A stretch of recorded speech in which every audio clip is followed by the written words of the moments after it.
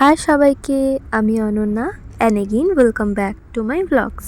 আজকে অনেক দিন পর আবার এরকম বাড়িতে ব্লগ বানাচ্ছি, কারণ আজকে মা বাড়িতে নেই। আসলে মা গেছে মামা বাড়িতে ভাইকে দিয়ে আসতে, কারণ ভাইয়েরও পরীক্ষা শেষ হয়ে গেছে। অনেকদিন ধরেই বলছিল যে মামা বাড়ি যাবে, তো তাই কালকে রাত্রেই মা ঠিক করলো যে আজকে সকাল সকাল ভাইকে দিয়ে মা আবার পরে চলে আসবে। তো তাই আমিও ঘুম থেকে একটু দেরি করেই উঠেছিলাম, কারণ তোমরা তো জানোই যে কয়দিন ধরে ওয়েদারটা এত খারাপ, মানে খুব ঠান্ডা পড়েছে। ফার্স্টে আমি 9টা নাগাদ ঘুম থেকে উঠেছিলাম, উঠে বাইরে গিয়ে দেখলাম যে খুব ঠান্ডা, আর তখন মা আর ভাই চলে গেছিলো। আসলে আমি টেরই পাইনি, মা বললো যে আমাকে বলে গেছিলো, কিন্তু মানে আমি এমন ঘুম দিয়েছিলাম যে বুঝতেই পারিনি যে কখন মা ভাই চলে গেছে। আর আমার ফোনেও রিচার্জ ছিল না, তাই ফোন করতেও পারিনি। তারপর কিছুক্ষণ পর আমিও ঘুম থেকে উঠে পড়ি। ঘুম থেকে উঠে আসলে আমি চুল স্ট্রেট করার পর থেকে রাত্রেবেলা করে চুল ছেড়েই ঘুমাই, কারণ প্রথম চুল স্ট্রেট করার 3 দিন পরে বলে না যে চুল ছেড়ে রাখতে 3 দিন পর্যন্ত। তো সেই চুল ছেড়ে রাখতে রাখতে আমার রাত্রেবেলা মনে হয় কি যদি চুল বেঁধে ঘুমাই তাহলে আমার চুলগুলো টেরা বেঁকা হয়ে যাবে, তাই আমি এখনও রাত্রেবেলা চুল ছেড়ে ঘুমাই।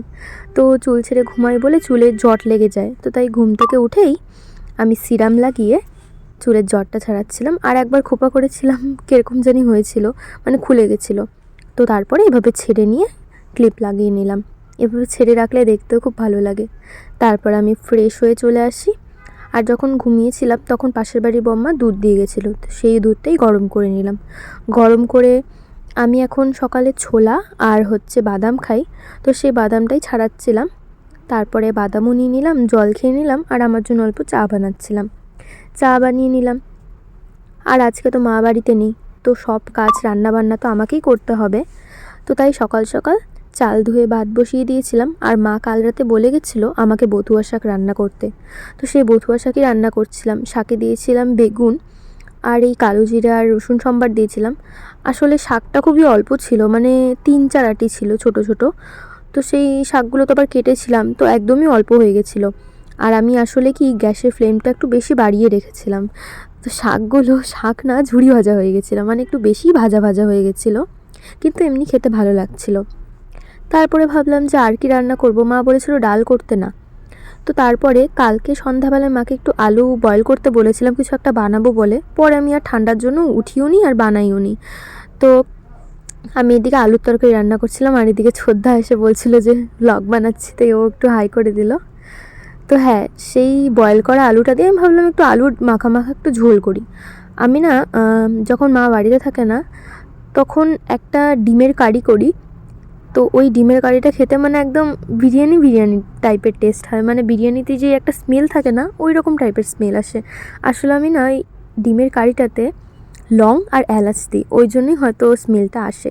তো এখানে আমি সেরকম কিছুই দিইনি, মানে এমনি নর্মাল জাস্ট আলু দিয়ে ঝোল করেছিলাম, কিন্তু এটাও খেতে ভালো হয়েছিল খুব। আসলে আদা রসুন টমেটো পেঁয়াজ এগুলো দিয়েছিলাম, তো আর অল্প গ্রেট করেও দিয়েছিলাম, এই জন্য হয়তো। তো তারপর আমার সব রান্নাবান্না হয়ে যায়। আর এদিকে রুচি তো আরামসে ঘুমিয়েছিল, তো ওর অল্প ভিডিও করছিলাম। তারপরে ঝোলটাকে একটু শুকাতে দিয়ে দিলাম, আর আমি একটু বাইরে গিয়ে ভিডিও করছিলাম। আসলে কদিন ধরে খুবই ঠান্ডা পড়েছে, মানে এতটা ঠান্ডা পড়েছে আর পড়বেই না কেন, এটা ডিসেম্বর মাস, পৌষ মাস, ঠান্ডা তো পড়বেই। তারপর আমি বাইরে গিয়ে একটু আমাদের ফুল গাছগুলোর ভিডিও করছিলাম। আসলে গ্যাসে রান্না হচ্ছিল, তো আমি ভাবলাম কী আর করবো, ওটা হোক, আমি বাইরে দিকে ভিডিও করি। তো এই ইয়েলো ফুলের গাছটা তোমাদের কাদের কাদের বাড়িতে আছে কমেন্টে অবশ্যই জানিও। আমাদের বাড়িতে এই ফুলটা জানুয়ারি থেকে ফোটা শুরু করে, কিন্তু এই বছর এটা নভেম্বর থেকেই ফোটা শুরু হয়ে গেছিলো। পুরো গাছ একদম ইয়েলো হয়ে থাকে, খুব সুন্দর লাগে দেখতে। তারপর আমিও ভাবলাম যে লেট হয়ে গেছে, খেয়েই নিই, খেয়ে একবারে স্নান করে নিই। তো একটা পোচ করে নিলাম। তারপর আমি আসলে একই কড়াইতে রান্না করছিলাম, ওর জন্য একটু মেসি হয়েছিল জিনিসটা, তোমরা একটু ইগনোর করো। তারপর আমিও ভাত নিয়ে নিলাম। আর আমি এদিকে খুঁজছিলাম যে শিনচান হচ্ছে কি না। তারপরে দেখলাম যে হাঙ্গামাতে শিনচান হচ্ছিল না, পোকেমনের কোনো একটা মুভি হচ্ছিল। তো পরে এই সোনি এতেও হচ্ছে শিনচান দেখায়, কিন্তু এখানকার ডাবিংটা একটু অন্যরকম হয়।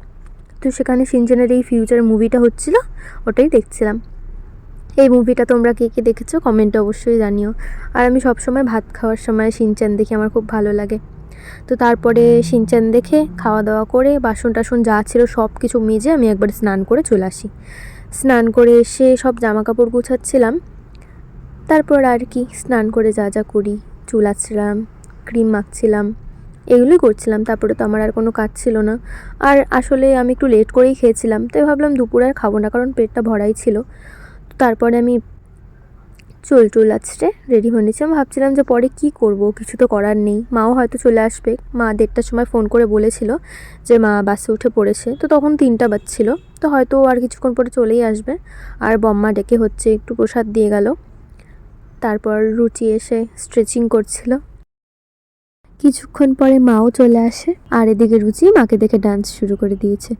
যখনই মানে মা হোক, ভাই, বাবা, আমি কেউই বাইরে যাই ওকে রেখে, ও তো বাড়িতেই থাকে, বা সবাই মিলে কোথাও যাই ও বাড়িতে থাকে, তখন আমরা যখন আসি তখন ও এত খুশি হয়, সবাইকে দেখে একদম নাচানাচি লাফালাফি করতে থাকে। আর এদিকে মাকে আমি বলেছিলাম মিশালি আনতে, তো মা এনেছিল, তো আমি সেই খুশি হয়ে গেছিলাম। তারপর আমি এদিকে খাচ্ছিলাম, আর ক্রিস অ্যান্ড বাল্টি বয় যে মুভি মানে কি স্টোরিগুলো যে বলে ওইগুলো দেখছিলাম। ওগুলো দেখতে খুব ভালো লাগে। আগে তো টিভিতে দেখতাম, এখন তো টিভিতে দেয়ই না, তাই ল্যাপটপে দেখছিলাম। ফোন ল্যাপটপের এটাই একটা সুবিধা, যখন যেটা ইচ্ছে করে তখন সেটা দেখা যায়। তো আমি এদিকে এনজয় করছিলাম। আর দুপুরে যেহেতু কিছু খাইনি, তাই কলা খাচ্ছিলাম। পরে খিদে পাচ্ছিল, ভাবছিলাম এখন আর কি ভাত খাবো, তাই কলা খাচ্ছিলাম। তারপর সন্ধ্যা হয়ে গেল, আর মাও চা নিয়ে আসলো। আর ওই যে মা সেই ঠেকুয়াটা এনেছিল, ওটাই চা দিয়ে খাচ্ছিলাম। এটাও খেতে খুব ভালো লাগে, চায়ের সাথে ঠেকুয়া। আর এই কার্টুনটা দেখছিলাম। আর আমার ফোনে কালকে থেকে রিচার্জও নেই, তাই ভাবলাম গিয়ে অল্প রিচার্জটা করে আসি। তারপর কিছুক্ষণ দোকানে ওয়েট করার পরে রিচার্জটাও করে নিলাম। আর এই আমাদের পাশের বাড়ির গলিটা খুবই অন্ধকার, আর এদিকে রাস্তাটা, ওর জন্য ভাবলাম যে ফ্ল্যাশ তো জ্বালিয়ে যেতেই হবে, তাহলে ভিডিওর ফ্ল্যাশটা অন করে ভিডিওই করে নিই। পরে আমি এখানে গেটটা লাগাচ্ছিলাম, আর গেটটা এক হাত দিয়ে কিছুতেই লাগছিল না। পরে লাগিয়ে আমি চাপা চুপা গলি দিয়ে চলে গেলাম। আসলে আমাদের পাশের বাড়ি বৌদিদের বাড়ি, তো ওদের বাড়িতে অল্প কাজ হচ্ছিল, তো ওই জন্য একটু রাস্তাটা এলোমেলো হয়েছিল, তো তাই একটু অসুবিধা হয় যাওয়া আসা করতে। তাও এদিক দিয়ে গেলে আর কি শর্টকাট হয়, তাই রাস্তা দিয়ে না গিয়ে এই ভেতর দিক দিয়ে যাই। আর এই জায়গাটা এত চাপা। পরে আমি বেরিয়ে পড়ি আর বাড়িতেও চলে আসি। তো আজকের ব্লগটা এখানেই এন্ড করছি, আর বেশি বড় করলাম না ব্লগটা, এমনিতেই অনেক দিন পরে ব্লগ বানাচ্ছি আর অনেক বড় হয়ে গেছে। বাই বাই সবাইকে।